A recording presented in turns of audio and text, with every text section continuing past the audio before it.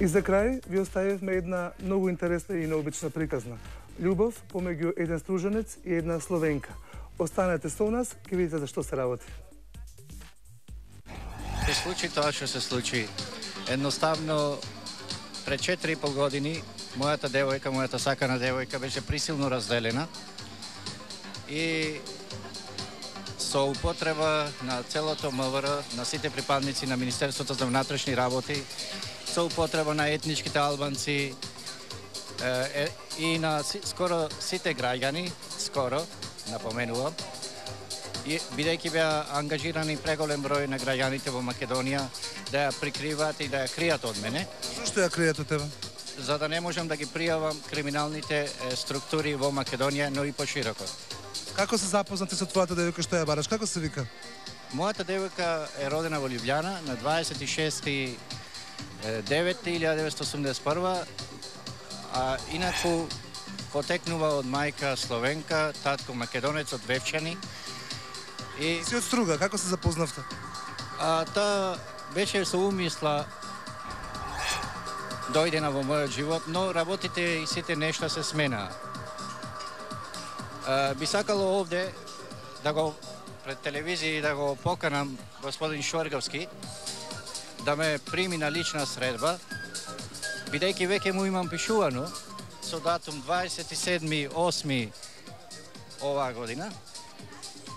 Но, за жал, господин Шварговски се уште не покажа никаков интерес да ме прими и да се расчисти проблемот со мене и со мојата девојка. Зошто ве разделија? Има ли потреба некој да ве раздели? Има. Затоа што тие знаеја дека се обидувам да ги пријавам во МВР и во Министерството и во суд сите криминалци во Република Македонија. Па, таа е моментално една од најголемата жртва на организираната проституција и наркотици. За жал, организаторите се високи личности од нашата секојдневна политика, кои покасно би можел да му ги објаснем на господин Шварговски.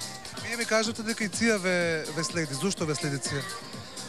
Бидејќи јас се борев против едни валкани системи и вистинските организатори.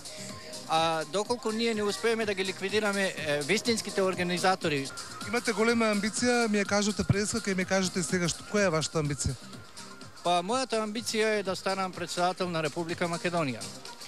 И да го променам државниот систем и животот во Република Македонија, бидејќи жално и трагично е што многу луѓе во Македонија знаат вистината, а сепак страшно е што живеат во еден голем страв. Дали вие живеете во страв? Не. Јас никогаш не живеев во страв, секогаш бев спремен да го ризикувам својот живот и го ризикував и дење и ноќе со години. Преживував атентати, обиди за киднапирања, дури се обидуваа да ме киднапираат и да ме однесат во илегалните затвори на Ција. Каде живеете сега? По градови и по села. Не се кријам, тука едноставно мораше така да биде. Тоа беа нужности. Што ќе прачите на вашата девојка? Дали мислите дека ве сака таа? Па мислам дека ме сака, но сепак самата може да дојде и да одговори.